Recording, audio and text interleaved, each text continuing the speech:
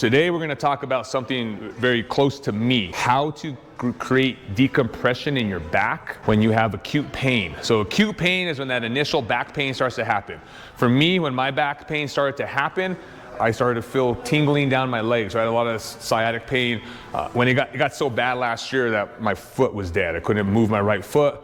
So fast forward, about 20 months now, been working very diligently at creating space in my spine. So these are some of the things that I first did when I got out of pain.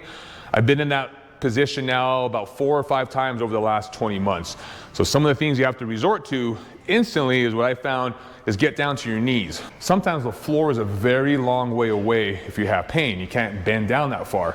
So I made a makeshift chair here, but this would be the easiest thing to do is use the back of a lazy boy. Use a chair, use something big and wide, something that's cushioned. Just get down on your knees. The knees on the chair, hands on the backrest.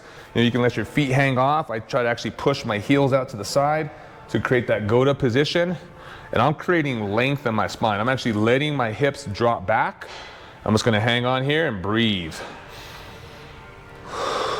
With that breathing, I'm thinking about the top of my head and the tailbone, creating length between those two positions there.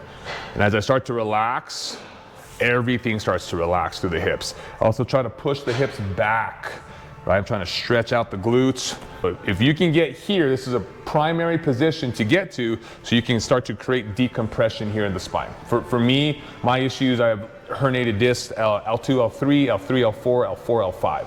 So all the way up that lumbar spine, 3 herniations. But I know for a fact, as I do this over the course of a few days, few weeks, pain started going away. My most recent flare-up was about 5 weeks ago, and luckily I started doing a lot of this Goda training at the time, and it was pretty much instant relief within about 2 or 3 days, getting to here and just working on breathing and lengthening out. But prior to that, I felt something shift, and I actually felt the movement, and I instantly got that tingling pain down the leg. So trying to create length. Time-wise, 2 minutes, 3 minutes, whatever time you got that you can tolerate, it's very good. Make sure your knees can tolerate this. So that's one position. So another crucial position that I needed to work on initially was, again, creating space in the spine. I would use the table in my house. I was using the bar top on my counter, but just putting the crease of my hips right on the fold, grabbing the top here and just letting my legs just hang down. And just breathing, just creating space. So you want to feel basically creating traction. You're letting your hips drop down to create traction in that spine to give you relief. When it was very acute and very flared up, this was a challenging position to get to. But as I relaxed and was able to breathe through it, I definitely felt a huge difference. Once I got it to release, then I could stand up, and instantly I'm thinking about core, activating core. You got to get this rib cage and your pelvis to come together. So using this, because I need to get away. For me, my issue was too much lordosis. This angle, I was creating too much tension here, so I had to come to here. Once I was into this position, I could stay here for a while and get through my day, especially with acute pain. So those of you I'm talking to with acute pain, you're the one, you're standing up against things, right? Your feet are burning, your legs are burning. I know what it feels like. So creating decompression is your #1 goal with acute back pain. Again, I'm talking about the lumbar spine here, because again, I'm familiar with that. But throughout the whole spine, you definitely want to create that traction and that release.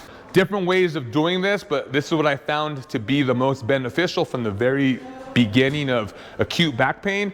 Check out our other videos. We have a lot more. Once you're out of that acute back pain, you can start doing a lot more stuff, a lot more breathing, a lot more core work.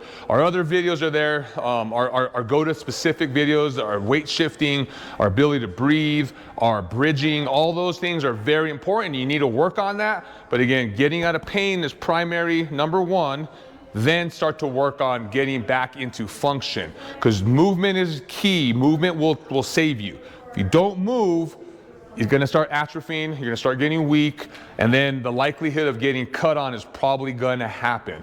You know, I was very fortunate. I had a good knowledge base. I had good assistance and good help. I had a lot of people to help me and to learn from, and they really got me going to where I was able to avoid the surgery that they wanted to do. They wanted to do a triple fusion on me, L2 through L5, and I was like, that ain't gonna happen. I'm gonna take myself through exercise and get going how I need it to go.